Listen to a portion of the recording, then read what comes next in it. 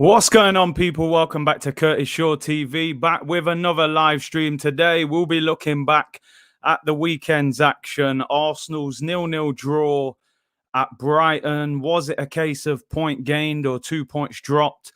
We'll be going over the Premier League games as well. You know, exciting games over the weekend, of course. Liverpool against Manchester City. We did the watch along yesterday. That was a fantastic game as well. Probably the game of the season in the second half. And we'll be looking at some of the situations regarding Arsenal. Are we making progress? And do you feel we're moving in the right direction? And, you know, has Mikel Arteta improved this Arsenal team at all? Before we get into today's show, I think it's only appropriate that I send out my condolences to Chig, a member of the Arsenal and the YouTube community who apparently has passed away today. I don't know the circumstances surrounding that. I have spoken to him a couple of times online before. I never actually met him at the Emirates, but he seemed like a cool guy. And I know he was, you know, he's a young age, and for him to pass away is terrible. I know he worked alongside Lee Gunner, and he worked with Claude and Kenny Ken and people like that. I'm sure a lot of you in the comments have watched his channel before. I've seen his channel a few times. Seems like a cool guy, a knowledgeable Arsenal fan.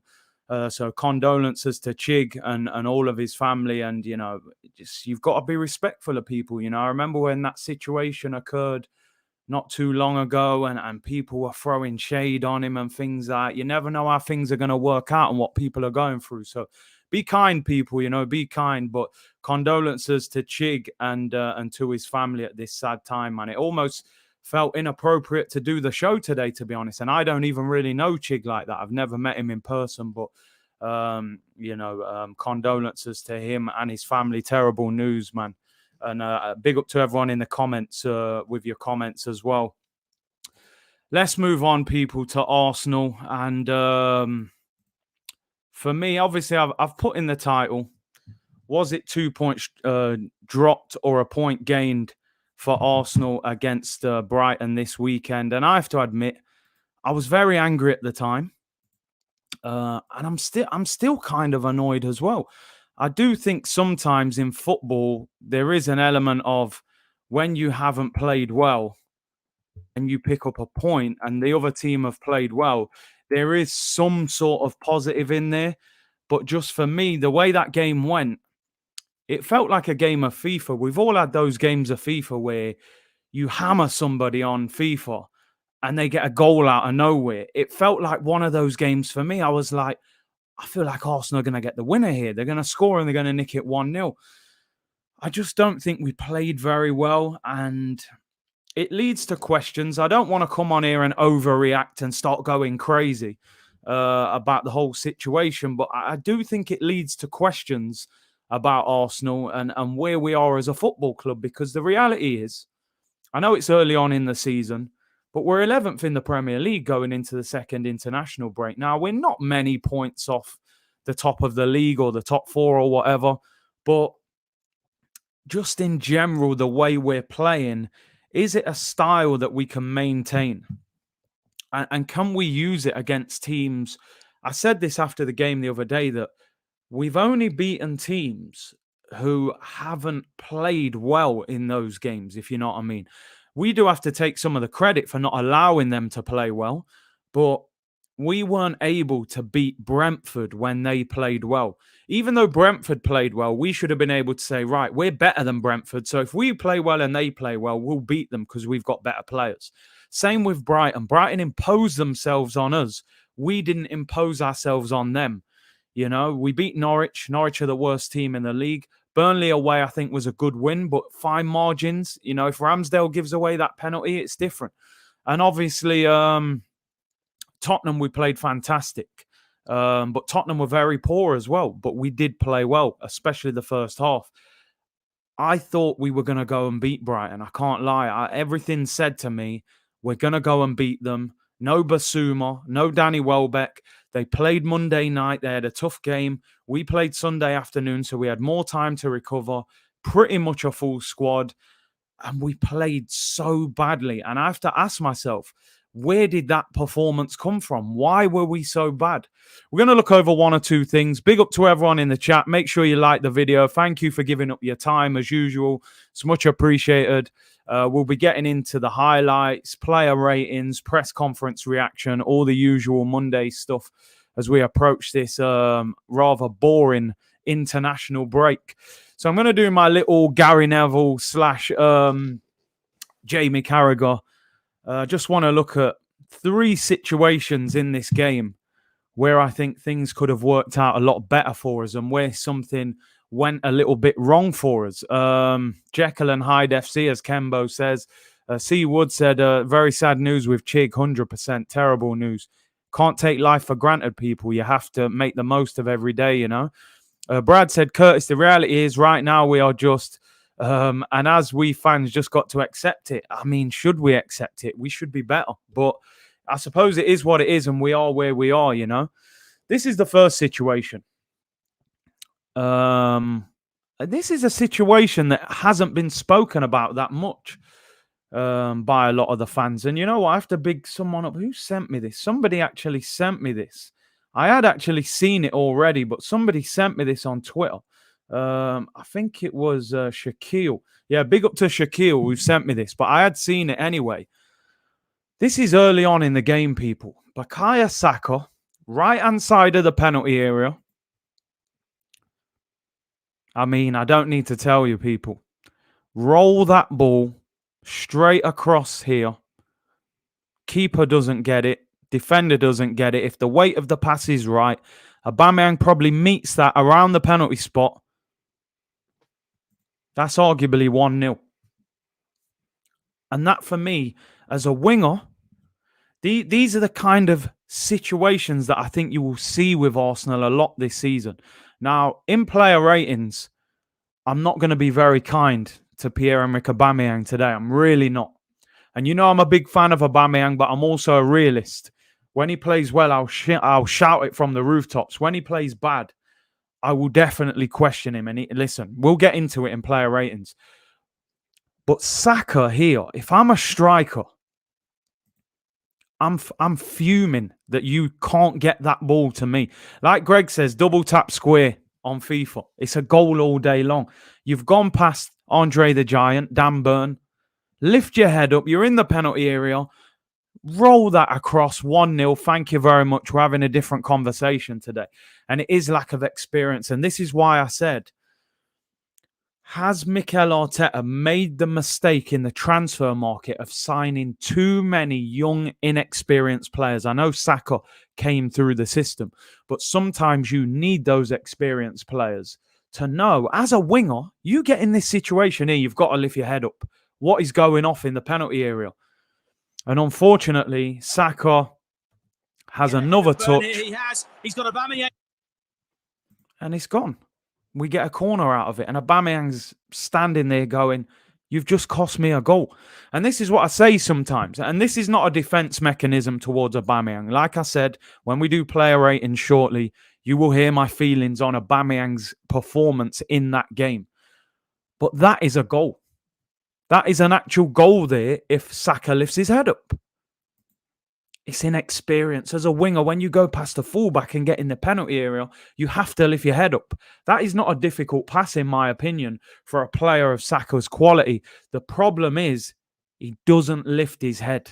And Aubameyang is very frustrated there at the moment. And as I said, that puts Arsenal 1-0 up early in the game. And that's a big problem. And these are situations that I think you will see occur over and over again with Arsenal throughout this season. Let me just get into a few of your comments. Gunnar Vettel said, do you think they tell Saka this after the game, Curtis? Feels like it's happening too much. I mean, you'd like to think so. Even the level I played at, we used to watch the game on a Monday and review these situations. I'm sure Arsenal do this with their, analysis team and things like that. Sidant said Barnes would have squared that to Vardy. You would expect it. You really would. Big up to Fitzjoseph. Thank you very much for the super chat, bro. Said, for Arteta to win, we need light rain. Not too hot, not too cold. Grass not too long or too short. Don't close us down. Give us space and be a rubbish opponent. And listen, everything has to be perfect for Arteta ball to work. It has to be about 15 degrees, like you said, not too hot like it was at Burnley, which became the Bahamas when we played there. But yeah, things will never be perfect. I heard people talking about the rain and things like that. I'm sorry. We play in the Premier League. These guys are used to the rain. It doesn't not rain in London, but it rains in Brighton. The only player on a pitch for me that can talk about the rain and say, how can it affect him, is a goalkeeper. Sometimes the ball skids, it's a little different, but even he would be used to it. Most of the pitches are watered before games anyway. I know it was torrential rain, but there's no way that they should have, not been able to deal with it. Zach said Saka is 20. He'll learn. He will, but he has to learn quick. That can cost Arsenal 3 points. 3 points can be the difference between being in Europe and not. Darren said Pepe would have done the same. No right foot. I mean, who knows? Ray said RIP Chig, 100% all day long, people. As I said, for anybody just tuning in, sad news that Chig has passed away. And as I said earlier, people, my condolences to him and his family. Both teams play in the same conditions, as Jake said. And these are situations that we have to deal with if we're going to move forward. And this is why we're dropping points. The second situation that I've got here, people, is a defensive situation that I want to pick out. And I think this tactic severely affected Sambi Lokonga's game, particularly in the first half. And as I said, as Martin says, I am not going to come on here and defend Arsenal players due to the weather. I'm sorry, I'm not. I could understand if they were playing in Qatar or Dubai in the summer and it was 42 degrees and it was genuinely a weather that they have never coped with and they are not used to it. We're talking about rain. This is England. We get a lot of rain in England, people. Let's be honest. Most of our team have played in England now for a certain amount of time. The ones that haven't have even come from countries where it rains. We can never give Arsenal the excuse of it's raining. And Cal, listen, 100%, I'm a genuine believer in balance. Arsenal have taken 10 points from a possible 12. That is a positive. But like I said, the season didn't start 4 games ago. The season started 7 games ago. So we have to look what went wrong in those first 3 games and how come we were so brilliant last week and yet so bad this week. The best teams in football are consistent. It's not about a one-off performance. Sometimes I watch Crystal Palace and Zaha is absolutely unplayable. The week after, you don't see him and Palace don't win. It's about consistency in football, Big up Pack and big up to Andrew Gasser. Hey, Curtis, just joking. The stream dot along. The lamb needed love. Smash the like button. Only 146 likes. Listen, people, can we get 1,000 likes? And subscribe if you haven't already as well. Like Gunnar Vettel says, we've got 10 from 21. We can say 10 from 12. But I remember last season where we were going, Arsenal would be second in the league from Christmas. But the season started in August. So we have to look at that. Just the situation I wanted to address here, people, is this is Sambi Lokonga going out to close the ball. Tie settings for real. What Mikel Arteta likes Granit Xhaka to do is when Kieran Tierney bombs up the pitch, he likes Granit Xhaka to drift over into that sort of left centre midfield / left back position so that Tierney has the freedom to get up the pitch. He asked Sambi Lokonga to do that on Saturday. And in the first half in particular, he looked uncomfortable. There were so many times, if you watch the game back in the first half, that Sambi Lokonga is almost in the left back position. And it's crazy. He obviously doesn't, he wouldn't know how to deal with being in that position. If you look here, he goes out to close the ball, which then vacates space in the middle of the pitch. Now, as you can see here, Smith Rowe is here. He's become a central midfielder. Now, the problem again, this is what I've said before, when you play Smith Rowe and Odergaard on the same pitch, Smith Rowe is Arsenal's left winger on this day. Look how central Emile Smith-Rowe is on the pitch. That's forcing our centre midfielder, Sambi Lokonga, to come all the way out to the wing. If we had a natural winger on the pitch, the winger would be here where Sambi Lokonga is, and Sambi would be in the middle of the pitch with Thomas Partey marshalling. But what they've done, they force Sambi out wide. Smith-Rowe's here, and Smith-Rowe does not sense the danger behind him. Gross. Bang. Makes the run off him. Smith-Rowe has only just realised what's going on. The midfielder's made the run off him. He hasn't reacted, hasn't responded to it. Little triangle. How many times did Brighton play that little reverse ball into the man on the edge of the penalty area? Comes into this guy here, scoops it over. The top by Mopé. They nearly score. They put it over the bar. We didn't deal with it. We couldn't live with their movement. Our tactics did not work. And my problem is, and this is where I question Mikel Arteta again, he sticks with it. You know, he didn't change it until later on in the game.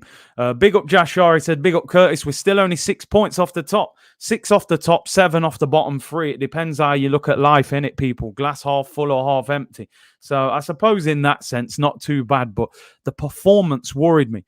Navar said, man said Sambi Marcelo. I'm telling you, Marcelo settings getting dragged out at left back. If I'm a centre midfielder, that's the last thing I want to do. Now, I know he uses that tactic with Granit Xhaka, but with it being Sambi Lokonga, should he have changed that tactic slightly and said, look, Smith-Rowe, stay wider. If they get in a 2v1 situation with Tierney, you have to drop back and help Tierney. I don't want you drifting inside and then forcing Sambi Lokonga out to left wing back almost, and then Smith-Rowe doesn't sense the danger in the middle of the pitch. Lacopa said, that's why DM is the toughest position for a player. You have to be able to play wing-back, DM, centre-mid, have positional sense for nearly every position. And I'm not sure he has that yet. It's going to take time for him to have that. Nidyant said, I don't think Sambi is confused or had a lot of work to do covering that left-hand side because we spend most of the time chasing the game and defending. So no way was there much need to cover for left-back.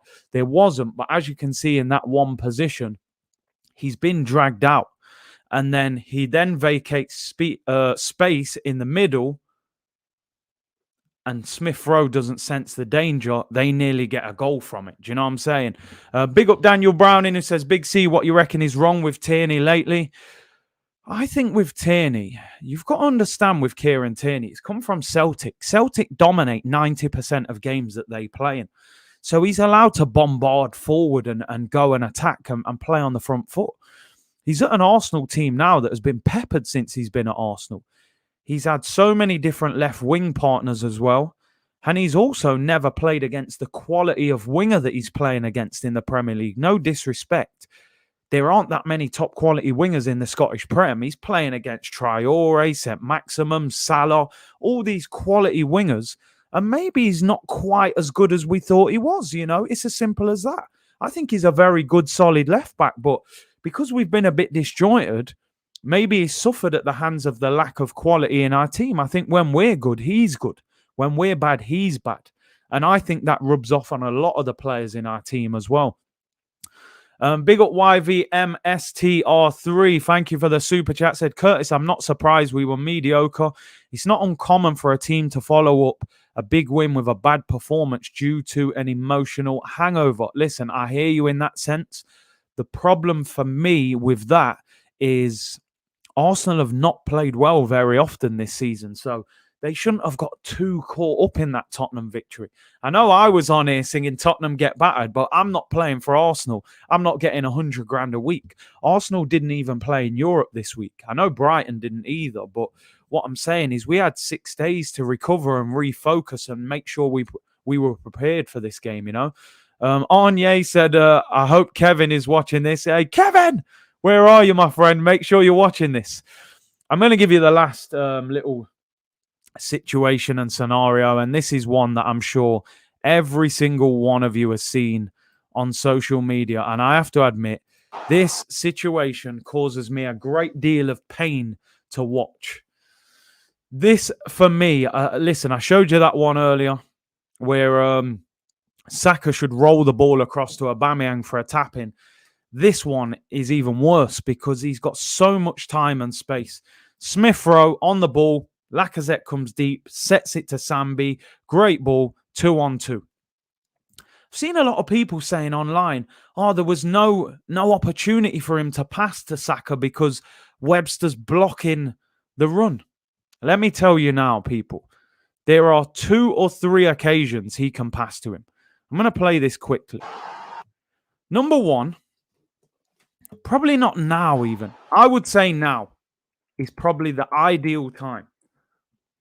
What Webster did well, he blocked the space between Smith Rowe and Saka so it wasn't easy for him to just roll it into him. For me now, if Smith Rowe is aware of Saka, the problem is the whole time that Smith Rowe runs towards goal, not once does he lift his head up. All he has to do for me here, Webster's coming over to him, roll this ball 10, 12 yards, roll it in front of Saka. Saka's 3 yards in front of this defender. You put this ball in here, Saka runs onto it. He's one-on-one with the goalkeeper.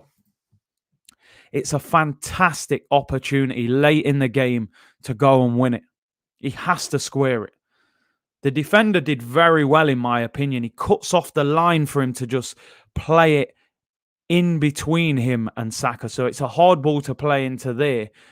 But all Smith Rowe's got to do, if he's aware, is just roll this ball into there. And Saka's one-on-one. He doesn't even have to break stride. The problem is, at no stage in this attack does Emile Smith Rowe lift up his head. Doesn't lift his head once. They have to add that to their game, the awareness. Big up Daniel Browning for becoming a member. Really appreciate that, bro. Thank you for your support. And look out for the members content. We'll do a member stream probably at the start of next week. Marvu said ESR is so overhyped. I'm sorry. Charlie said, I don't know, Curtis. Our players scruff things like that every time. But Charlie, they shouldn't. That's a very easy pass. I would have complete confidence that I could play that pass. 99% of you in the comments, I believe, could play that pass. It's a very simple pass. Look how much space is in front of Saka. Just roll it into him. Joe said Dennis Bergkamp would have made this look easy. Levels, and I love ESR. Heaven Angel said no effing experience in this kids squad. Penalty Spot said he could have even chipped the keeper from there. Listen, I don't know if he's got that kind of ability. Maybe a Messi or someone would chip him, but I wouldn't expect him to do that. Grego said, as a number 10, that's what you do. It is. It's just, if you're a number 10 who's now on 70 grand a week plus and you play for Arsenal, people, are you telling me that is a difficult ball? You don't have to put it all the way up here because obviously the goalkeeper's going to try and mop it up. Just roll it into there. Saka doesn't break. Saka's running at full speed. He gets onto that ball easily. Simple pass. He will learn, Zama. Yeah, he will learn. But the problem is, learning may be expensive for Arsenal. Learning may cost us games of football. Again, I'll play it shortly. Emile Smith Rowe is on the run. Now he's in no man's land. Now the pass is very difficult because Webster's blocked it. He would have to cut back. Maybe still, could he still maybe just roll it around him again? Little bit, just a little curved side foot pass. But again, Smith Rowe has no awareness that Saka's there. Does his little shimmy again? Maybe could roll it, but Webster's blocked the space well. Smith Rowe's had his head down the whole time. To the left. Still Smith Rowe. And we get a corner. 2 opportunities in the game. Saka to Aubameyang, Smith Rowe to Saka. Very simple goals if we play a simple pass. And both times the inexperience has cost us. Now, I want to make one thing clear, people. I'm not doing this to hammer Bukayo Saka or Emile Smith Rowe. They've been 2 of the shining lights of this football club over the past year. Let's get that clear. What I will say, the inexperience at times and maybe the coaching or lack of coaching will possibly cost Arsenal games of football. Because for all Brighton's dominance in this game, and in terms of stats, they dominated the game, Arsenal, for me, had two simple goal opportunities there that they didn't take because of the lack of experience, which is disappointing for me. I just work here. Thank you for the super chat, bro. Said, we went unbeaten in rain. Wiltord scored in rain. I run a business. I can't be happy if we got 3 easy clients and 1 okay contract. How are my staff going to eat on that? Arteta out. We're doomed. Wow. Listen, I'm more positive than that, but I hear what you're saying. I hear what you're saying, man. Football is not just about winning when you've played well or winning when the opposition have played bad. Sometimes the opposition are going to play great and you play great, but because you're better than them, you make the most of your chances and you beat them. For me, as much as Brighton dominated this game, I think we had 2 fantastic chances to score goals and win the game. So, listen, like I said, ESR and Saka will learn, but it may be expensive for us to go through this learning process, and it's difficult. Oz said, is it the manager or the players in these situations? I would say both. The players are inexperienced, so you can see that it's not natural for them. They're getting in situations where an experienced winger would just lift his head up. I'm in the penalty area. What's going off? Cross it in, goal. Smith Rowe had nearly half the pitch there to run into, and at no point in time does he lift his head. Lift your head once, you see Saka, you roll him in, Saka drills it in the bottom corner. We're celebrating this morning. But at the same time, the manager has to implement that in their heads. If you're a winger, lift your head up quickly. So, disappointing for me in those 2 situations. I think we should have scored in one of them. Heaven Angel said, Brighton's football, Arsenal's football. I mean, we're going to talk about that shortly in the player ratings and look at the stats. Your mama said, seems like ESR and Saka have been told to add goals to their game and got tunnel vision. Pretty common with young players trying to prove themselves. And I do hear you on that, because I've heard a lot of things coming out of Arsenal that those 2 have been encouraged to get more goals this season. So maybe now when they get the ball, it's like head down. We have to score rather than lifting their head up. Sean said, heard a few people having a go at Yasu. Didn't catch the game. What did you think? Thought first half he got peppered. Still, that Cucurella was cooking him, to be fair. I will give him credit. I thought second half he dug deep and he improved. But it was definitely his worst performance since joining. But it was difficult for him. It was difficult. Mo, thank you for the super chat. Said, I love to see the players' body language. When I look at ESR, I'm seeing an overconfident kid. I saw him give Partey instructions in an arrogant way. I mean, listen, everybody sees things different. He's going to have a lot of belief in himself, is Smith Rowe. He's just signed a 70-odd grand a week contract. He starts nearly every game when he's fit. The fans are singing his praises. He's going to have a lot of self-belief, but he's got to be careful it doesn't turn to arrogance. But listen, time will tell, and he will learn. Let's do the player ratings, people. You know the drill. Jump in with your comments. I'm sure these will be a little bit controversial today because they will be fairly low, although some of them were positive. As you can see by the stats, these are the kind of stats that got Unai Emery sacked by Arsenal. I used to hear so many times, how is he going away from home and teams are having 20 shots, 25 shots? What is going on? 21 shots, but only 2 on target. They clearly lack a striker. Fortunately, we got away with Mopé not scoring. James said it wasn't Webster. Apologies. Who was it for? I did actually see in their team who it was. Was it Duffy or Dunku that was on the defensive there? But they did very well, whoever it was. Anyway, let's get into Arsenal team and the player ratings. We'll start with Aaron Ramsdale, people. We'll start with Aaron Ramsdale. I am going to give him a 7 out of 10. He dropped one in the first half, got away with it. He was fouled after dropping it. And then Lewis Dunk put it over the bar. They only had 2 shots on target. You have to remember that. It's not like, they had 21 shots. It's not like he made 5 or 6 wonder saves. There was one that he did really well that was like a cross that he flicked away. And the one that got put in where Mopé was going to have a tap in and he came out and flicked it away. I'm going to give him a 7 out of 10. 8 out of 10 for me. I would have expected him to have had to make more saves and do more. He did keep a clean sheet, so I'm not going to go down to a 6. A few of his kicks were a little bit sloppy in the first half as well. He does control the 6-yard box well. Brighton are a dirty team. I would say a streetwise team, Coatsdale a 7. Ramsdale 6.5 for that save. 7 out of 10. And Brenazera said, it seems like aliens have kidnapped Martinelli. We will speak about Martinelli shortly. I'll give him a 7 out of 10. Most of you are saying 7, 7.5, 6. His distribution, I felt, wasn't as good, particularly in the first half. 1 or 2 good saves. I don't think he deserves more than a 7, in my opinion. But I think it's another solid game, another clean sheet for him. I'll give him a 7. Let's go into the defense. Let's talk about Yasu, a.k.a. Tomikafu, they were calling him. He definitely was not Tomikafu this week. Cucurella gave him problems in the first half. Big problems. Gave the ball away, got caught on the ball. I thought first half he was poor. I will give him credit. I do feel second half he recovered a little bit, showed a lot of heart and fight.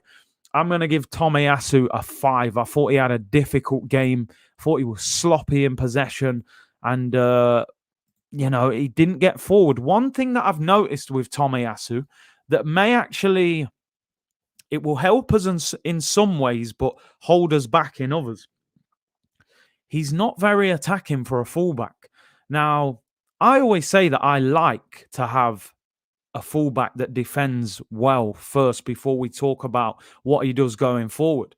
However, in the modern game, I do think you need a fullback that can attack as well because it makes life easier for the winger.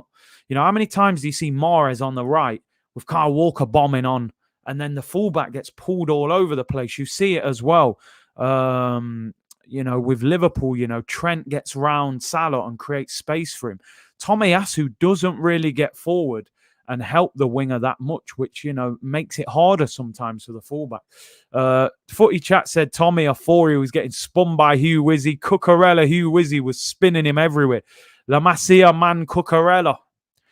Great performance from him. And 2.5 some of you are giving him. I think that's harsh. Second half he showed some fight. But I'm going to give him a 5. Omar's giving him a 3. Cap said Tommy is a centre-back. A 3 would suit him better. I'm going to give him a 5, people. Let's go to Kieran Tierney. Again, for me, do you know what? I'm coming away from games with Tierney and I'm like, did he play bad? Did he play good?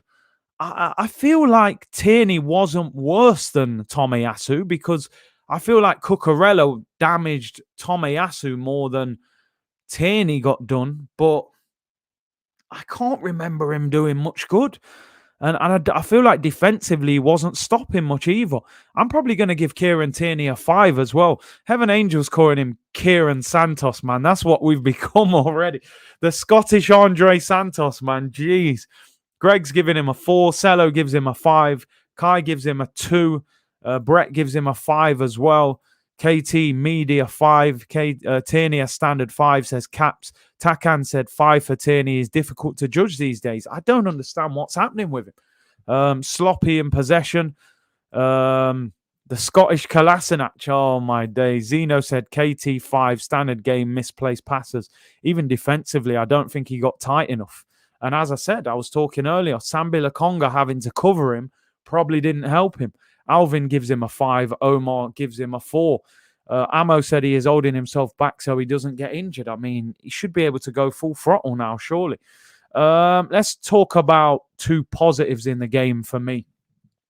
Gabriel, he spent the end of the game searching for his teeth on the pitch. Apparently, he lost 2 of his teeth in that challenge he put in at the end. Saw a stat today. Gabriel's last 9 games for Arsenal, 8 wins, 1 draw, no defeats, 3 goals conceded, 6 clean sheets. For me, probably the best signing that Mikel Arteta has made so far since he's been at Arsenal. 25 million, absolute bargain. I think he will become a Brazilian international at some stage this season.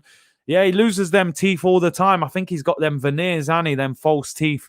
And, usually they're not as strong as your natural teeth. So when you take that elbow or clash of heads, them teeth are dropping out, man. I'm seeing real leadership in this guy's game, man. I really rate him.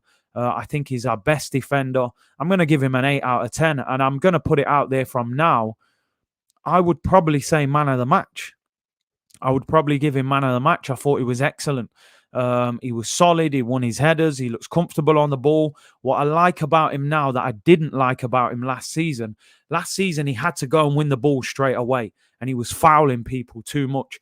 Now he has a little bit more patience and stands up a little bit.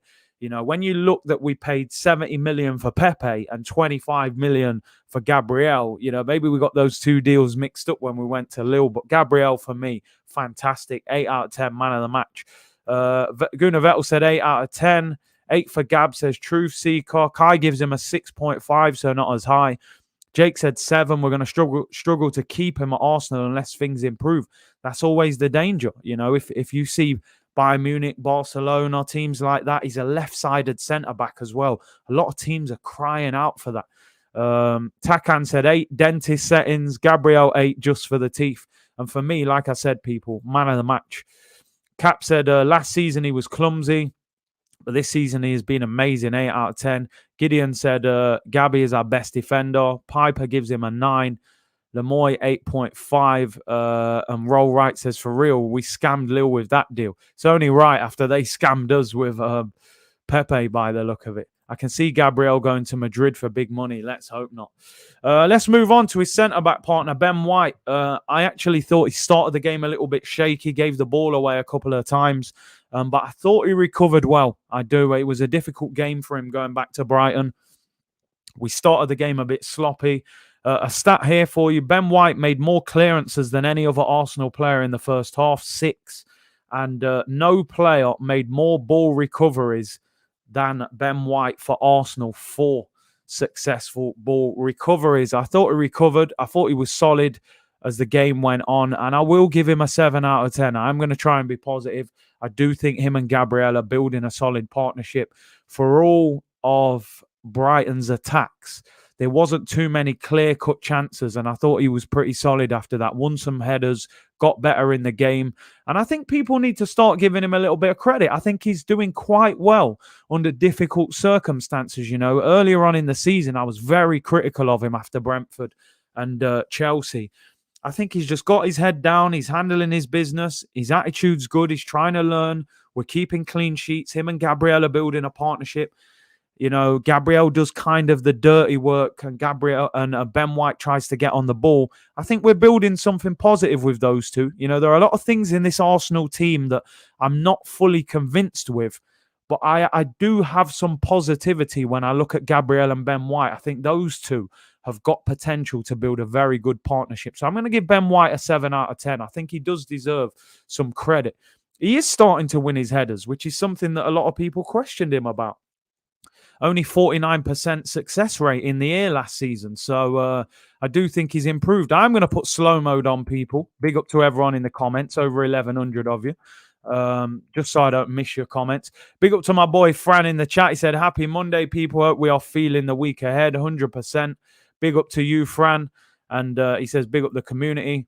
Yeah, listen, Omar gives him a 7. I think we do need to give credit to Ben White for when he does well.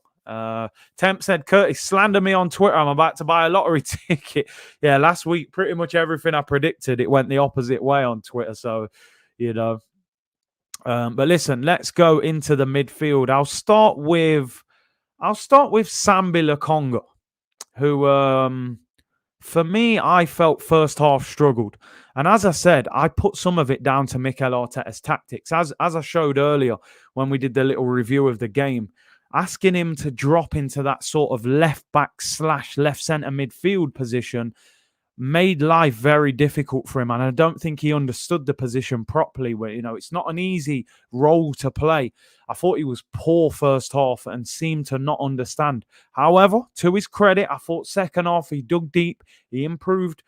He played that through ball to Emile Smith-Rowe, where Smith-Rowe should give it to Saka. We can win the game 1-0, and then we're singing his praises. So I would say first half poor, second half better. I don't do halves on this channel. So I'm caught between 5 and 6. I'm kind of thinking I'm giving him a 5 because the first half didn't work. But like someone's just said, I'm thinking 5, but not his fault. I think that's the best comment. 5, but not his fault. He did play some good passes. He got stuck in. Do you know what? I kind of want to give him a 6. Yeah, I'm going to give him a 6 just to be positive. It's a tough day at the office for him. I'm going to give him a 6 just for, you know what, keeping your head second half. I'll give him a 6, but he's lucky to get it. It's probably a 5.5, but I'm going to scrape him a 6. He's lucky to get that, though. I've got to be honest. But I agree that I think he dug deep. He was in the trenches. So, yeah, I do think he dug deep, and I'll give him a 6. Let's talk about Thomas Partey. I don't know what it is with Thomas Partey. I really don't. One week you just think, what a player. This guy can't get much better.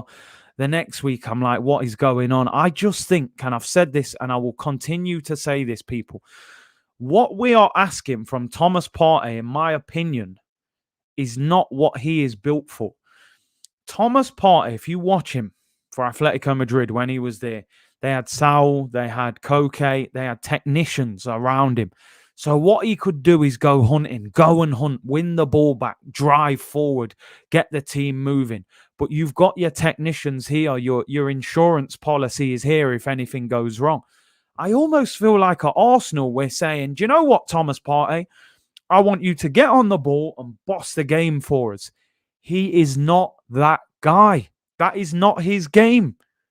He's not a technician. He's not amazing on the ball. Let's be honest. He isn't a Santi Cazorla.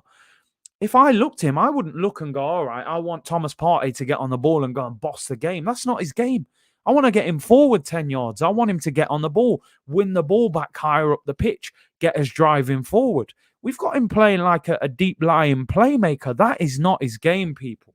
It really isn't. So, again, listen, Zach said he's a good passer. He's got a good pass in him. He's also got a loose pass in him. Sometimes, he'll play a simple pass and the ball goes out for a throw. But on the other hand, like we saw last week, he played that 60-yard diag up to Aubameyang, which was different gravy. Box to box, he's got a bit of everything. But the way we're playing him, for me, is wrong. I thought he was poor. And the thing that topped it off for me, free kick, 35 yards out. And someone must have told Thomas Partey that he's Cristiano Ronaldo because he's running up to the ball, trying to knuckleball it, and the ball's landing on the Pebble Beach in Brighton. I don't know what the hell was going off. What's going through his head? Poor performance. But again, I have to put some of this down to the manager. I'm sorry. He had the whole of last season to look at Thomas Partey and evaluate. One of the biggest problems with Thomas Partey is the people you're playing next to him. You need to put a general next to him to free him up to let him play. I'll give him, I'm probably giving him a 5, people. I thought he was poor. Played a couple of decent passes, won the ball back a couple of times. Shooting was way off. Didn't get on the ball enough, didn't break up play enough. Felt like he was babysitting a little bit with Sambi Lokonga, so I'm going to give him a 5. What's wrong with Partey? It's Arteta said, I just work here. I think people have to understand how good Thomas Partey is and how we're just not getting the best out of him on a consistent basis. It's so frustrating. Partey was giving Aubameyang some verbal leaving the pitch at half-time. It's got to be done. Give him that verbal. Dead seagulls all over the place. RSPCA settings, man. Man was smashing birds all over the place. Big up Fred Red 50 said, Curtis, I'm having a bad day. I've been powerlifting for the last few months, but today my uncle said I look fat. This has me feeling depressed. Help. Listen, man, appreciate your super chat. Naturally, when we go to the gym, we never see what other people see. Sometimes you look at yourself, you go, oh, man, I'm not in good shape right now. Other people might say you're in good shape. So listen, just keep working. Make sure the diet's going well. Make sure you do your cardio as well. Sometimes people do bang out heavy weights in gym and you put weight on. So it depends what kind of gym work you're doing, So, maybe look at that. But yeah, back to Thomas Partey. I'm giving him a 5. Omid said, Curtis, I wanted him as a Madrid fan to play ahead of Casemiro. That's how good he is. Partey wanted for animal endangerment. I'm telling you, man, that man's mashing up birds everywhere. Partey and Fabinho would be fire. Trust me, man. Clean and press and loads of protein. There you go. We got advice in the comments as well. Right. It's about to get a bit ugly now with some of these ratings, to be honest. 2 of them in particular. But I'll start off with the young boys first. I'll get them out of the way. Curtis, I need you as my PT. Hey, man. We'll start with Smith Rowe. I had a bit of a debate after the game with Laurie and Fran, who were a bit more complimentary of him than me. People say he works hard and he tries to make things happen. I just think that's a basic for a player anyway. That's in his game. That's what his game is about. He's a bit of a hustle and bustle player. I don't see him as a guy that gets on the ball and kind of picks out great passes. He gets the ball, he dribbles, he tries to make things happen, little 1-2s, get a shot off. But for me, I didn't think he was great. I honestly didn't. He did try and make things happen. He did play a good ball into Aubameyang, to be fair, that Aubameyang should have gambled on. And, he had the shot where he should have passed to Saka. Because you know what? Because he really tried to make things happen, I'm going to scrape a 6 for him. But I don't think he played that well, honestly. Maybe the best of a bad bunch in our attack. I will give him that. But I honestly don't think he was great. I'm giving him a 6 purely because at least he was bright and tried to make something happen. The other 3 pretty much did nothing. But I'm being kind giving him a 6. I've got to be honest, because I would probably lean towards a 5. But I'm just going to scrape him a 6 because at least he tried to make something happen. He's got to start lifting his head up. It'll cost us goals. He really will. Some people saying 7. I don't see him as a 7. I don't think anyone in our attack deserves a 7. Lacopa said 6 is a madness. A lot of people saying 5 as well. I'm probably leaning more towards a 5, but I'm just going to be kind to him and give him a 6 because at least out of the 4 attackers, he tried to make something happen, but I don't think he was effective enough with the end product. Let's go to Bukayo Saka. Came off limping. Apparently, it's not a serious injury. I thought he was quiet. I don't think he was in the game enough. Didn't do much going forward. Could have found Aubameyang early on. Didn't do anything against Dan Burn, who is one of the slowest fullbacks you will ever see in the Premier League. The guy's, 6'4"? I think someone said 6'7". He could have probably jogged past him. He didn't go past him at all. Thought Saka was poor. Really do. Didn't enjoy his performance. I'm going to give him a 5. He's got to play better than that. Last week, he ripped Reguilon to shreds. This week, he didn't do anything to Andre the Giant. Drifts in and out of the game. ESR 6 as static. If ESR is 6, Saka is 5.5. Some of you giving Saka a 4. People saying I'm being so. Listen, you know what? Most people come on here and going, "You're too harsh. You're being negative." Today, I'm giving man slightly not as harsh ratings, and I'm being too kind. All right, people, we're looking for balance. But listen, if you think I'm being kind, the kindness is about to disappear with these next 2 ratings. So let me tell you that, people.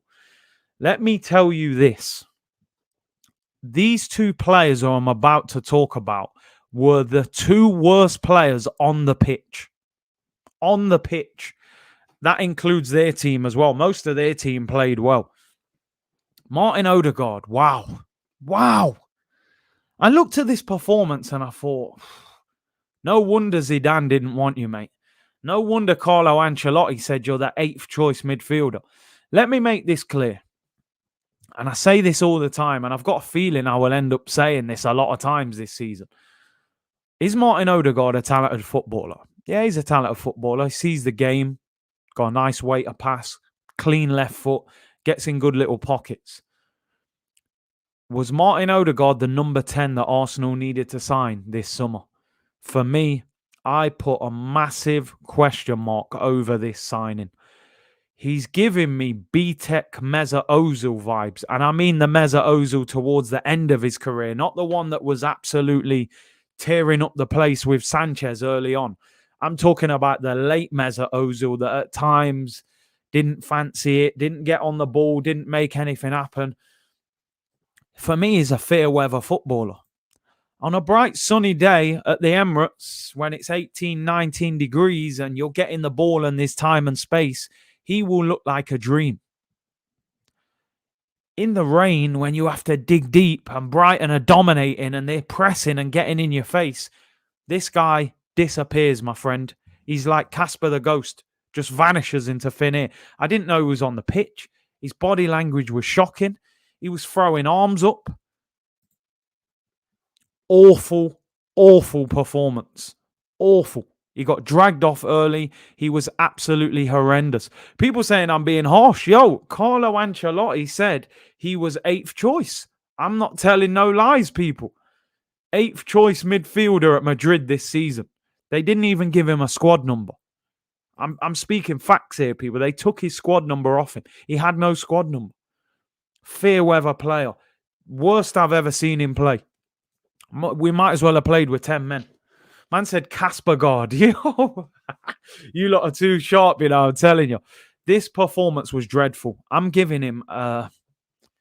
he was non-existent. He was absolutely non-existent. He did nothing the whole game. I genuinely don't know what to give him. Do I give him a 2? A 1? I don't know. I'm going to give him a 2. He tied his laces well on both football boots. That's all I can say. He did nothing. His body language was dreadful. He kept throwing his arms up. I can't believe it. Let me make this clear. And I just want to continue to make this clear. I'm not writing him off. I'm not saying he's finished and he's a terrible signing. I've said many times I think Odergaard is talented. I'm not sure he's the player that we needed. This is the Premier League.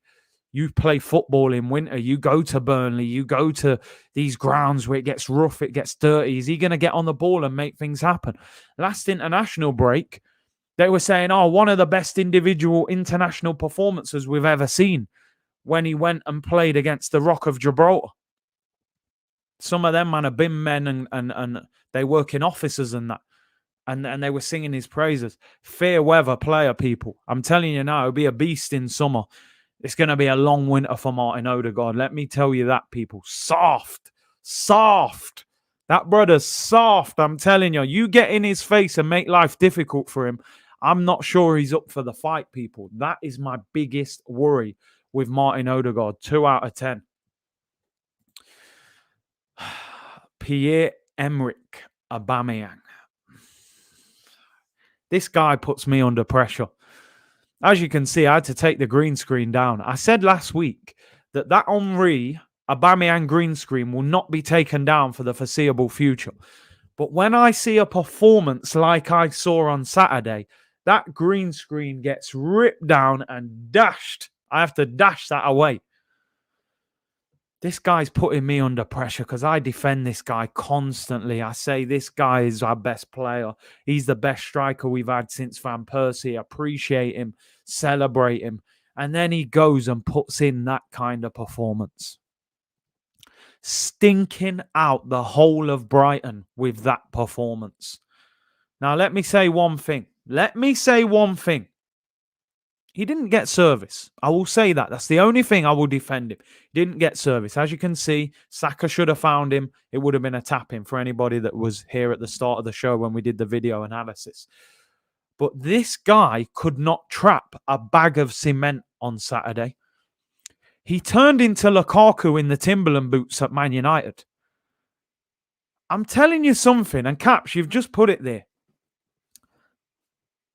When you turn up wearing a headband,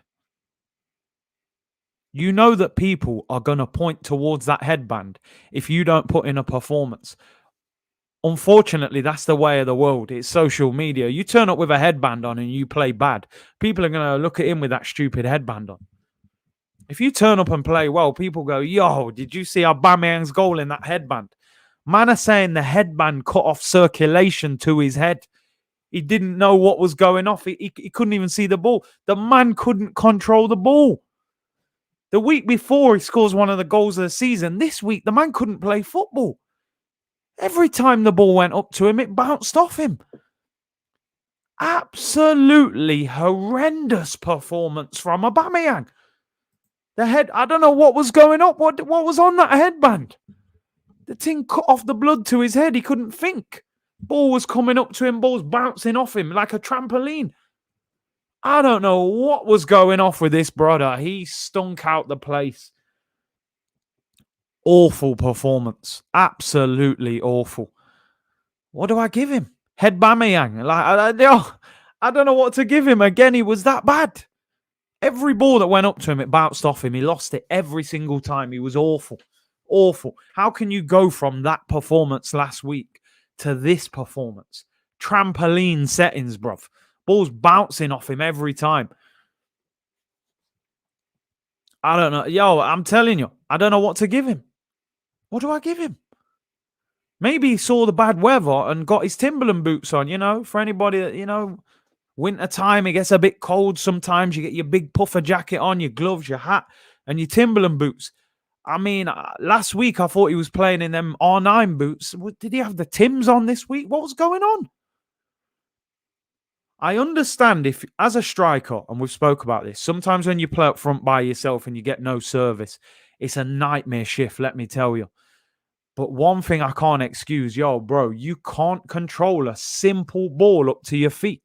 Why is the ball bouncing off you every minute? That's got nothing to do with the weather. That's got nothing to do with whether you're right back, your centre mid, your left winger's having a bad game. Control the damn ball, bro. Control the ball. I'm going to give him a 2 out of 10. I think he was just as bad as Odergaard. I give him a 2 for the headband. I give the headband gets one of those two, by the way.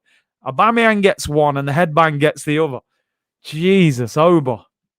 What on earth was that performance, man? He needs to look back on that performance with, I don't know what to make of it. 1 for Aubameyang and 1 for the headband. Oh, dear. Oba putting me under mad pressure, because I defend this guy all the time and he stunk out the place. Oh, dear. Oh, the substitutes, by the way. The substitutes. I actually forgot. Lacazette, I give Lacazette a 6. And Pepe and Maitland-Niles probably a 5. They didn't have a lot of time to influence the game. Lacazette did more in 20 minutes than Aubameyang did in his 70, to be honest. So I think he's going to have to look at it and say, as much as I back Aubameyang, our link-up play was far better with Lacazette on the pitch. I think the problem we've got, people, is the fact that Lacazette's leaving the club at the end of the season. They're going to try and push Aubameyang ahead of him, The sub showed me Arteta was happy and content with the draw. I mean, what's happening with Martinelli, people? Somebody explain it. A year, 18 months ago, this was one of the best young players at the football club. Now, I don't know where he's gone. You know what time it is, people, anyway. Go and get your drink. Get yourself comfortable. It's that time again, people. Mick Ross is back in the building. Every day I'm waffling. Every day I'm waffling. Every day I'm waffling. Here he is, people. I'm sure there is something outrageous in this press conference. Once the result doesn't go well, I'm sure something.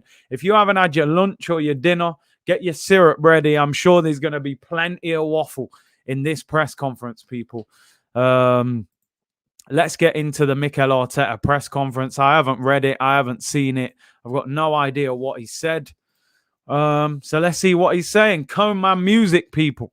Comb my music. Mick Ross in the building. Made it right on time. Come on, you know what time it is. We have to add some light to the day. As I said, people, for anybody that's just tuned in, Chig passed away, a part of the Arsenal community.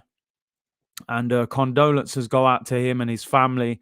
Terrible news. And, you have to make sure you smile every day, people. Find something in every day. Sometimes you just got to laugh about certain things, So this is why I try and add a little comedy to these press conferences, man. Because sometimes life's a little serious, So Mick Ross settings again. Arteta on the draw, Ramsdale and Lokonga. They've probably asked him the easiest questions, as always. Mikel Arteta said a point was as much as we deserved against Brighton at a sodden Amex Stadium. Even Arsenal want to let us all know that, it was so wet. We were sodden at the Amex. I mean, were they not wet as well? Were they not in the same rain conditions? Do you know what I'm saying? Like, come on, don't start doing that. We know it was raining. We've all played in rain before, people. Do you know what I mean? But here we go. The PR is in full power already. Mikel Arteta on the result said, I think it's a point gain because I don't think we deserved anything more than that. I hear you on that.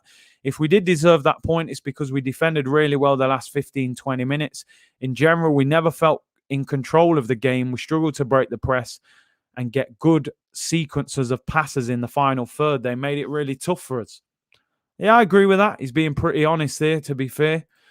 On the frustration at failing to break Brighton down, he said, yes, because the way they pressed, if we had made better decisions with the ball, there were bigger spaces to attack. And we had a real threat to do that. You're right. But we weren't that bright enough to do that. And we didn't show enough quality on those duels to break that press and then become dangerous in open spaces. He's throwing me off a bit here, people. I'm telling you, he's throwing me. He's talking a lot of sense. I'm hoping we get through this press conference without him mentioning the rain. Don't you dare mention the rain. That's all I want. Don't mention the rain, right?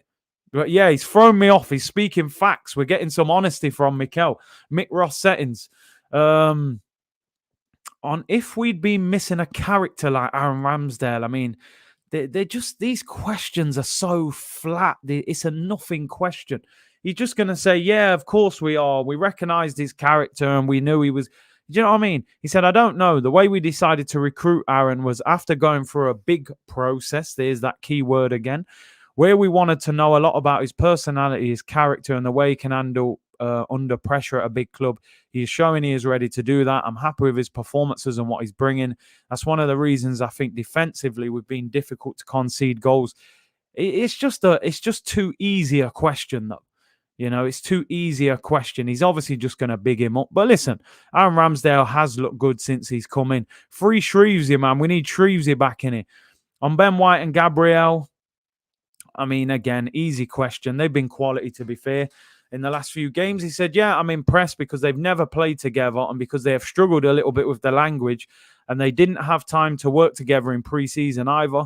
They're getting a really good connection, good chemistry, and I think their qualities match and complement each other really well. I think both of them today were terrific. Do you know what? I give him some credit. He's handling it well. Like, he hasn't once mentioned the weather. Maybe the Waffle House is closed today, but the question, this is what I'm saying. I want questions about the performance. The question I would be asking is, Mikel, you were so good last week against Tottenham. What do you think is the reason that you were so flat today? But they won't ask him that question. They just won't. And look, two easy questions to finish off. They've let him off the hook. This is where I get frustrated. Sambi Lokonga's performance, said, I think he did really well. I think he had one of the best performances from the players on the pitch. I would not go that far. I can't lie. I would not go that far. I thought Sambi recovered well second half. I wouldn't say he was one of the best. Man said one of the best players on the pitch. You know, I would not go that far. There's a little bit of waffle there. Just a little, you get a small waffle with syrup there. I would not say Sambi was one of the best players on the pitch. That's for sure. He then goes on to say, he shows a lot of character and all the time in good positions. I think his defensive work and understanding is getting better. It was a really difficult game because it was all the time 1v1 duels all over the pitch. And it's not the game that really suits him the most. But I think under the circumstances, he did really well. Listen, he did all right defensively at times. But these questions, you might as well not do the press conference. Ask him real questions, man. We just drawn 0-0 the game before the international break after battering Tottenham last week. Ask him about the performance. Ask him why why were we so flat the week after such a great performance, I swear these guys are banned from asking him certain questions. Zach said, not really waffle. Nah, there ain't enough waffle there. He's handled it well today. He's left a few crumbs on the plate, man. There's nothing to get stuck into there. We're leaving hungry today. I mean, look at this. Imagine this being the last question of the press conference before the international break. On Bukayo Saka's injury. No, he's fine. He got a knock. He should be fine. Well, thanks a lot, mate. That's it. Press conference over. No waffles. Nothing to get stuck into. a boring one, and he handled it well. And you know what? I'm surprised he got out of that without mentioning the rain. He knew he couldn't handle the rain, because I would have gone crazy if I heard any rain mentioned. He did well. Fair play to you, Mikel. You kept it pretty good today. North Korea press conference settings. I don't think them man are allowed to ask anything. I saw harder questions in my school exams. I'm telling you, everything is fine.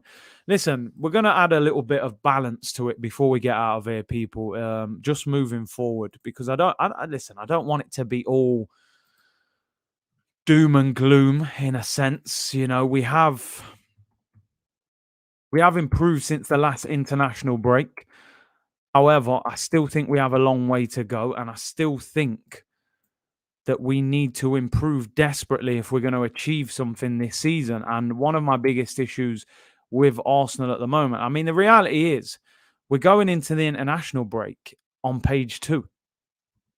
Now, I know people are going, oh, we're only 6 points off the top of the league, which is definitely a positive. But it's the goals scored category that's worrying me at the moment, people. You look at the Premier League table, I mean, I'm having to zoom out to fit us on there, which is never a positive. We're bottom of the 11 there. Chelsea top, 16 points. Arsenal 11th, 10 points. So we are only 6 points off the top of the league. But 5 goals in 7 games. That worries me, people. That worries me. Chelsea 15 goals, Liverpool 17. All right, we're not even going to look at the top 4 because your argument could be Chelsea, Liverpool, City, United are far better than us, right? We saw the City-Liverpool game yesterday. I did the watch-along. Big up to everyone in the watch-along. And the standard of football was on a different planet to Arsenal. We're miles away from that. But I'm still looking at teams like Everton. 13 goals with Damari Gray, who cost 1.5 million. Andros Townsend on a free. Brentford, newly promoted Brentford, who won the playoffs. 10 goals. Arsenal have scored 5. We have to fix that very quick. Unai Emery's first full season. Aubameyang, Golden Boot winner. Lacazette, player of the season. Alex Iwobi, we sold him for 35 million. Why are we so timid in attack, people? Mr. Modo said, some people say we miss Xhaka. I think we missed his errors. These frustrating games are the prime for Xhaka to make silly tackles or a pass that would cost us points. Sambi starts again for me. And big up Mr. Modo. Listen, I saw people saying that we miss Granit Xhaka. For me, I don't think we did. And for me, what does it say about Arsenal Football Club if when we drop points, we're looking at Granit Xhaka as... I don't think Granit Xhaka would have made much difference in that game. I really don't. In the rain, I could see him clamping someone in that game, getting a red card. He's been, he's made mistakes against Brighton before. He may have understood getting into that left-back position a little bit better than Sambi, but I'm not willing to admit that Arsenal missed Granit Xhaka, because for me, the rain and Granit Xhaka are not excuses for Arsenal's performance. The rain is terrible. Listen, if Granit Xhaka's the answer, then I need to know what the question is, because something's seriously wrong if Granit Xhaka is the person that we believe would have made the difference. It's not Granit Xhaka at all, in my opinion. Like you said, Chris, he's our least press-resistant player. Brighton would have got in his face and started to take the ball off him. I'm sorry, but for me, I don't look at that performance as anything to do with Granit Xhaka. I just think my worry with Arsenal, and like I said, I don't want to be too negative. 10 points from a possible 12 since the last international break. But the reality is it's 10 points from 21. The season started 3 games before that. Improvement, yes. Style of football, no.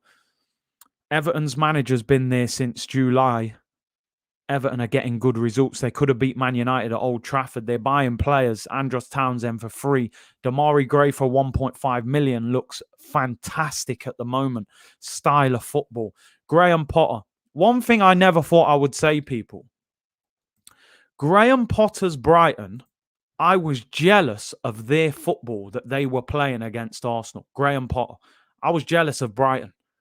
Brighton's team, Brighton's entire squad value, this is what they bought for This is what they paid for all their players. Every player in their 25-man squad, 126 million. Arsenal's squad, when you add the value of it put together, cost £522 million. Graham Potter took the job 4 months before Mikel Arteta. Look at the style of football. Now, listen, people are saying they won't win trophies. They've spent 125 million on their squad. Nobody expects them to win trophies. Them staying in the league and playing that kind of football is a credit to them. How come people keep telling me Arteta needs more time? He needs more time. He needs more time. In 2 months' time, Arteta will have been at the club for 2 years. I still don't see a style of football. I'm still not entertained when I watch Arsenal. We're still struggling to attack. We're still seeing Aubameyang play badly. Lacazette will leave. Pepe is not... We're no further down the line as to what's happening with Pepe. Why are we so timid in attack? And these are the questions that we need to answer moving forward, people. So, listen, point gained or 2 points dropped. I got to be honest overall. Brighton were the better team and we didn't take our chances. So I think people will say it's a point gained. However, for me, when I look at those two goal-scoring situations, I think we should have scored in this game. And the fact that, listen, Brighton may have had 21 shots, but they only had 2 on target. I still think despite us playing poor, we could have come out of that game with a win, with a little bit more quality in the final third. People, that is the end of the show for today. Let me just get these last 2 super chats in. I Just Work Here said exactly. I said it last week. Brighton is better. And Nima said, Graham Potter, the next Arsenal manager. Listen, we try to be positive. Life goes on, people. As I said, condolences to Chig, who has passed away today, part of the Arsenal community and the content creators and YouTube community. So very sad. Life does go on. Just moving forward, people, we will have a couple of collabs this week. Lee Judges will be here on Wednesday. Make sure you tune in for that. I'm trying to get somebody lined up on Friday as well. I'll keep you posted with that. We'll have a couple of international watch-alongs as well. I think Italy play Spain and Belgium play France this week. So we'll still have plenty of content moving forward. Enjoy the rest of your day, people. Thank you very much for tuning in. I'll be back at 2 p.m. tomorrow and we'll have collabs this week and next week. International watch-alongs until we get back to Arsenal. Enjoy the rest of your day. Take care and I will see you all tomorrow. Blessed.